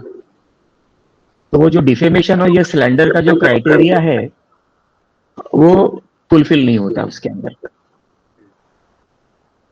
लेकिन अगर वो defaulter के पास option है AGM में attend करे और वो ये बोले कि भाई मैं इस चीज को डिस्प्यूट करता हूं ताकि वो आगे जाके एडवांटेज में ले ले उस चीज को, इट इज पॉसिबल. पर अगर आपका प्रश्न ये था कि एजीएम की प्रोसीडिंग के वक्त उसको हैरन परेशान किया जाता है या उसका नाम लिया जाता है डिफॉल्टर में, तो क्या वो डिफेमेशन बनता है या नहीं बनता? डिफेमेशन नहीं बनेगा. लेकिन अगर कोई किसी ने उसको दो चार गाली गलौज कर दिया, धक्कम धुक्की कर दिया या धमकी दिया कि पेमेंट कर तो तेरा ऐसा हो जाएगा, तो वगैरह जो आप सुनने को नॉर्मली आपको मिलता है टाइम पे, तो he can definitely go and file A police FIR for all this offences. Police वाला कार्यवाही नहीं करता, अपना प्राइवेट क्रिमिनल कंप्लेंट फाइल करो, विच आई सजेस्ट सबसे बेस्ट है. पुलिस से फाइल कराओगे एफआईआर केस तो कहीं ना कहीं कुछ ना कुछ बोल के थोड़ा बहुत मैनिपुलेशन हो ही जाता है. Anyway, thank you mister Jindal for joining. Mister Bhavsar Hari, mister Bhavsar Hari,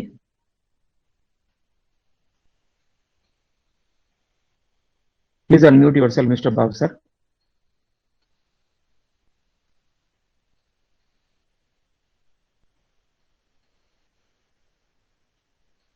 Okay, anybody else has any question? Sir, can I ask one question? Yes, please. Sir, 20 years back, society ने बायर से भी 25,000 ट्रांसफर भी लिया है, seller से भी लिया है जबरदस्ती, नहीं तो हम लोग एनओसी नहीं देंगे. अभी ये मुद्दा आया तो उन लोग ने कहा कि आपने डबल चार्ज क्यों किया है, अभी वो रिफंड करो 20 साल के बाद. तो क्या सोसाइटी वापस कर सकती है? अगर आपको लगता है कि आपको ब्लैकमेल किया गया है, पहले ब्लैकमेल किया गया था, आप दोनों की रसीद भी है और पेमेंट भी की हुई है, सब है उनके पास. अब रिसिप्ट में देखना होगा आपको कि भाई उसमें डोनेशन लिख दिया है कि क्या लिख दिया हुआ है. नहीं, खाली रिसीट टुवर्ड्स ट्रांसफर.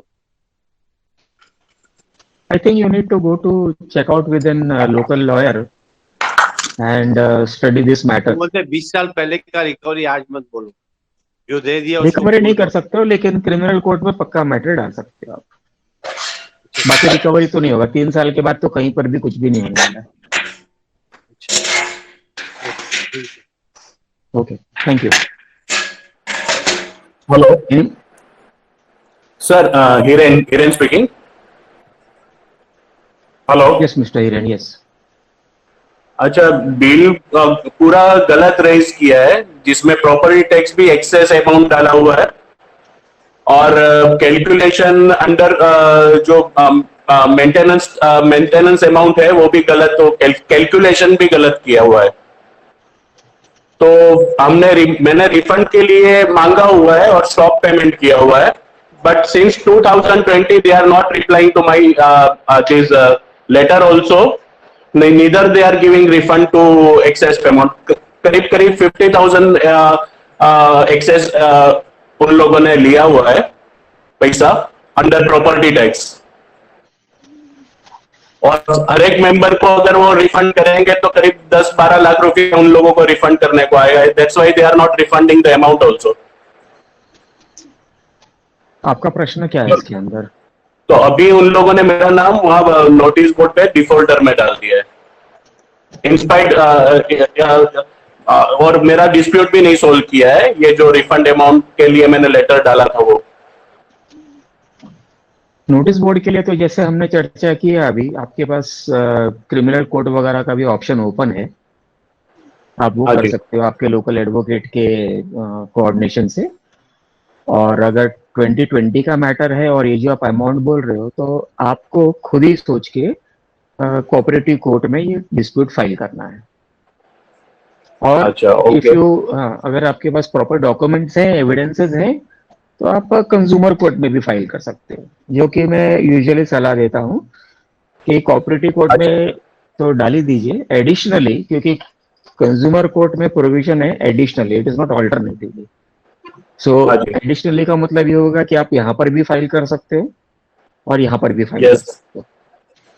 तो कोऑपरेटिव कोर्ट में भी फाइल करो। क्विक एक्शन के लिए पुलिस स्टेशन में एनसी डाल सकते हैं ना? एनसी डालने के पहले कोशिश करो कि एफआईआर रजिस्टर हो जाए। अभी जैसे मुंबई के पुलिस कमिश्नर साहब ने बोला हुआ है, कुछ गाइडलाइंस इशू किया है, मेरे जानकारी में नहीं है वो गाइडलाइंस वगैरह, लेकिन अगर उस गाइडलाइंस के थ्रू अगर आपका एफआईआर दर्ज हो जाता है तो वहां से शुरुआत करिए। साथ साथ में और आई मीन लाइक जैसे मैंने शुरुआत में बताया कि अगर एक व्यक्ति के पास में शारीरिक व मानसिक व फाइनेंशियल कैपेबिलिटी है तो ही उसको कोर्ट जाना चाहिए, नहीं तो घर में शांति से कोने में बैठे रहो, और शांति ज्यादा आपको अच्छी लगेगी। ओके, अच्छा। See, going to the court means lot of money, lot of energy. So we have to wait they to take the action against us in the court, right? In the cooperative court. And that time we have to keep our all these documents and evidence to the court. Yeah, you should meet a local advocate, and then he will guide you with the proper steps. उस आप document जो missing है वो guide कर देगा आपको, वो जमा कर लीजिएगा आप। राइट, बरोबर है sir. Thank you sir. Yes, thank you. Hello. Yes, please go ahead. Yeah, I have a question. We collect the maintenance bill from the members on quarterly basis. For example, for this current quarter, April, May, June, we issued the bill on 1st April, and we gave a date of 15th of May to to submit the checks. And after that, we start calculating the interest if the bill is not paid after 15th of May. So you mentioned some few minutes ago that only after 3 months we can call that person as a defaulter.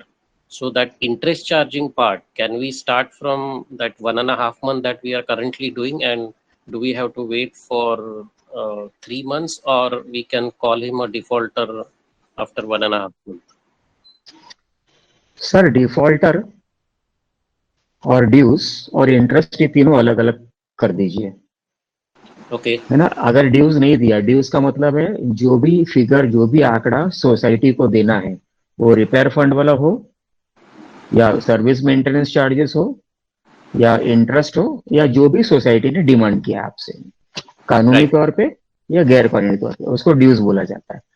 अगर आपको वो dues का शब्द पसंद नहीं है या आपको लगता है कि ड्यूज का आंकड़ा या फिगर ठीक नहीं है, तो आप उसको डिस्प्यूट रेज करो, ठीक है। ओके तो डिफॉल्टर ब्याज ड्यूज ये वो नहीं दिया है तो 3 महीने 90-91 दिन पे आप उसको बोल सकते हो कि भाई अभी आप डिफॉल्टर हो गए हो, ये रहा आपका रिकवरी नोटिस का पहला नोटिस, वहां से आप शुरू कर सकते हो। That is the meaning of defaulter. अगर आपका बिल 15 मई का है और 16 मई तक नहीं दिया उसने, तो आप उसको रिकवरी नोटिस नहीं दे पाओगे। Okay, thank you. Recovery notice के लिए आपको 3 महीना पुराना डिफॉल्टर होना पड़ेगा, ओके, नहीं तो आप सो नहीं दे इंटरेस्ट पाओगे। चार्जिंग अगर कंटिन्यू हो सकता है, लेकिन डिफॉल्टर नोटिस 3 महीने के लिए रुकना पड़ेगा। Yes, okay, 1 thank you. जनवरी का बिल का डिफॉल्टर बनेगा 2 अप्रैल को। ओके, 1 जनवरी का बिल वाला मेंबर करेक्ट डिफॉल्टर बनता है 2 या 3 अप्रैल को। Correct, got it, thank you. Thank you sir. Okay, anybody else?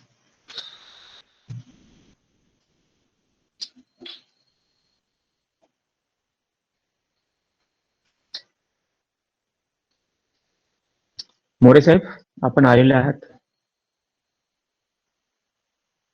आपली काय टिप्पणी? नाही नाही काय नाही, व्यवस्थित चालेल. चांगले सजेशन दिलेले sir, you have given the good information. तुमच्या काय सजेशन आहे publishing of things on the notice board, त्याची बदनामी करायची की नाही करायची मेंबरची? तुमचं काय म्हणणं आहे? आयडियली तर नाही केली पाहिजे, बिकॉज बहुत से मेंबर ऐसे होते हैं, बहुत से Sorry, मेंबर ऐसे there was होते lot of हैं disturbance. जिनको, हाँ, जो दूसरे सोसाइटी में देखते हैं वहां पे ब्लैक एंड व्हाइट में बोर्ड लगा के रखते हैं कि ये मेंबर का इतना पैसा बाकी है, which is wrong, and I think they should not do it unless and मेरा अनटिल. आपसे एक और भी प्रश्न है कि आपके पास एज एन एमसी अधिकार है रिकवरी प्रोसीडिंग को फाइल करने के लिए, पर आप महीनों महीनों सालों साल रुक जाते हो, इवन 10-10, 15-15 साल रुक जाते हो और रिकवरी प्रोसीडिंग फाइल नहीं करते हो। राइट, लेकिन आप ये सोचते हो कि मैं इसका नाम पब्लिश कर, इसको बदनाम कर देता हूँ। इस पर आप अपनी टिप्पणी दीजिए। नहीं सर, वो बदनाम करने से अच्छा वो रिकवरी कैसे होगी उसके बारे में सोचना बहुत अच्छा रहेगा, क्योंकि बदनाम करके कुछ मिलने वाला तो है नहीं, क्योंकि अगर वो आदमी एकदम ही गया गुजरा है तो बोलेगा मुझे फर्क नहीं पड़ता है, उनको जहाँ नाम लिखना है लिख दो, क्योंकि उसको पैसा देना ही नहीं है, मालूम है बाकी सोसाइटी मेंबर के पैसे से सोसाइटी चल रही है. Whereas with the consensus of the member, if the managing committee take action or give the request him, giving him the enough time or informing him about the process which the managing committee or the society is going to follow, then I think that will be the better idea rather than just defaming him or putting his name. आदमी कितना भी बदमाश क्यों ना हो, कुछ कैसा भी क्यों ना, चोर उचक्का क्यों ना हो या कुछ भी क्यों ना हो, लेकिन आप व्यक्ति को पब्लिकली डिफेम या डरा नहीं सकते हो ये सब लिख के, क्योंकि वो उसके पास भी तो ऑप्शन है कुछ ना कुछ करते रहने के लिए। Right.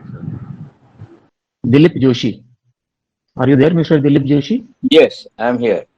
Okay, go ahead with your question. I have a question. You see, in our society, before 2018, there was the annual maintenance was optional per flat. Hello, can you hear me? Yes, yes, yes, sir. Please go ahead. Then during 2019, with the managing committee meeting and followed by the AGM, EOGM, I'll put it, it was accepted universally. I mean, all the members agreed that there will be a system of collection per plot rather than per flat. And they say if the plot holder has not paid anyone, any flat holder from that plot, and not paid for the last so many years, then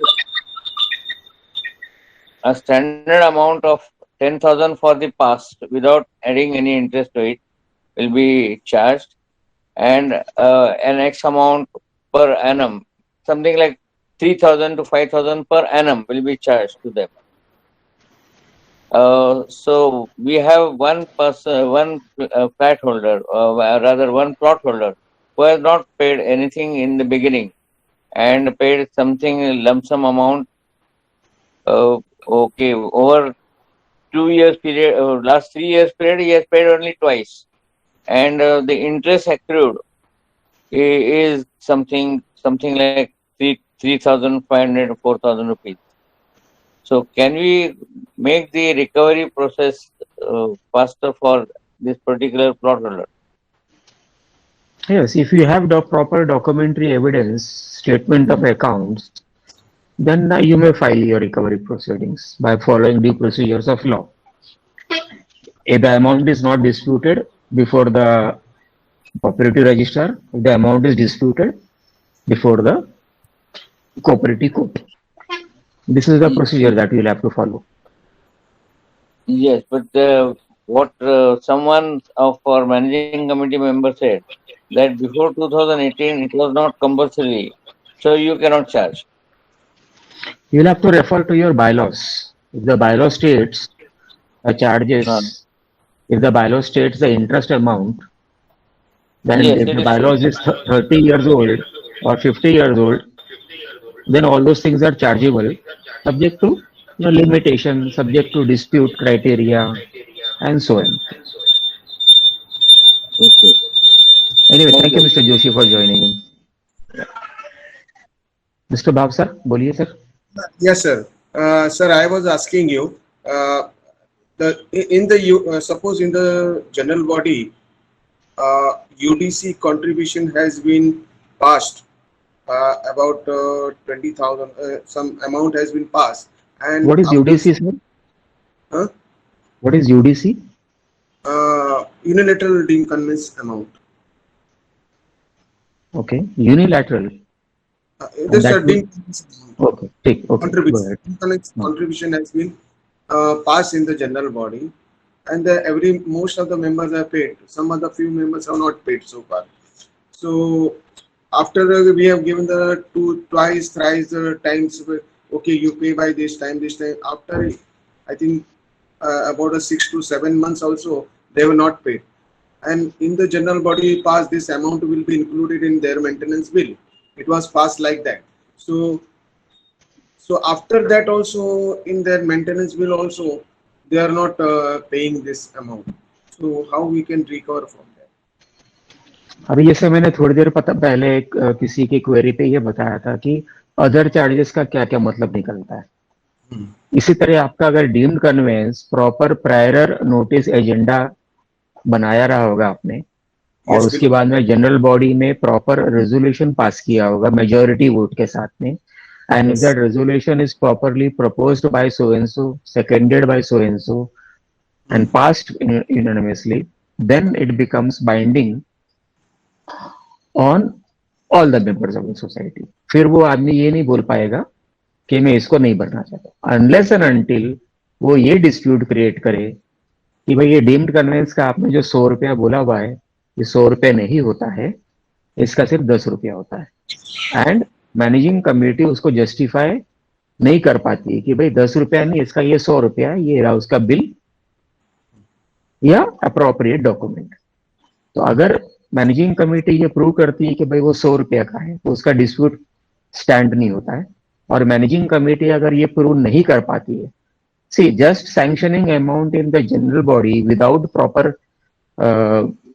comparative quotes from various consultants or lawyers which should justify that particular fees amount also will not stand. अगर आपने बोला कि deemed convince के लिए मैंने 1 करोड़ रुपया खर्चा sanction कर दिया, आपकी जानकारी में ये बता दूं कि डीम्ड कन्वेंस का खर्चा तो कोर्ट फीस जो है तो वो सिर्फ 2000 रुपया है, और अगर आप वकील का फीस लोगे तो वकील ये नहीं बोलेगा ना कि मैं 99 लाख रुपीस चार्ज करूंगा आपसे डीम्ड कन्वेंस का। There has got to be an element of reasonability also. अगर आप चार एडवोकेट को पूछोगे तो वो क्या बोलेगा, एक बोलेगा ठीक है मैं 5 लाख रुपए लूंगा, एक बोलेगा मैं 3 लाख लेता हूँ, एवरेज ऑन सब मिला जुला के 5 लाख रुपए आता है 10-15 एडवोकेट्स का। और उसके सामने आपने जनरल बॉडी में 1 करोड़ रुपए सैंक्शन करा लिया, नहीं तो वो नहीं कोर्ट में स्टैंड नहीं होगा ये सब चीजें. इतना तो नहीं हम लोगों ने सैंक्शन करा है.